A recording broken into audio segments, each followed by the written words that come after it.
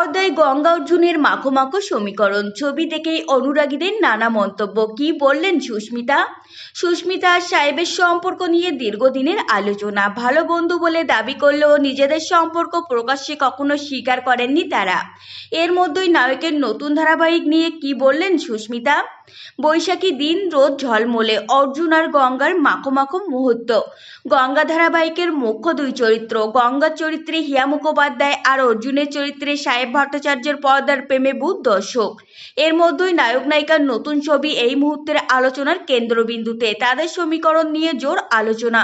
নতুন ছবি প্রকাশ্যে আসার পরে মন্তব্যের বন্যা। এই মন্তব্য কি খেয়াল করেন সুস্মিতা দেব? সুস্মিতা আর সাহেবের সম্পর্ক নিয়ে দীর্ঘদিনের আলোচনা। ভালো বন্ধু বলে দাবি করলেও নিজেদের সম্পর্ক প্রকাশ্যে কখনো স্বীকার করেননি। তবে বাস্তবে যে তাদের সম্পর্ক পরিবার পর্যন্ত গড়িয়েছে তা সমাজ মাধ্যমে দেখলে আন্দাজ করা যায়।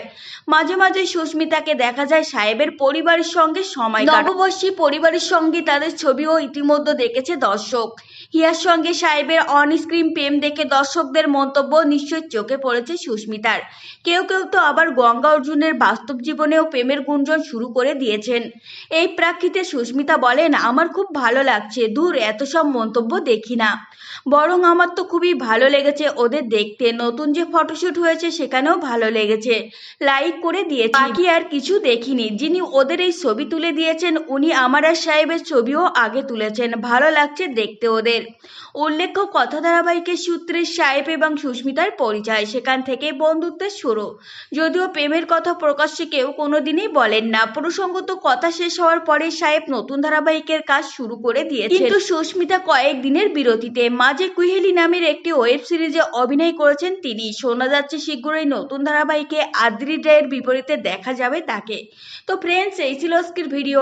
আপনাদের যদি এই তথ্যগুলো ভালো লেগে থাকে অবশ্যই ভিডিওটিকে একটি লাইক করবেন আর চ্যানেলটিকে সাবস্ক্রাইব করে সঙ্গে থাকবেন।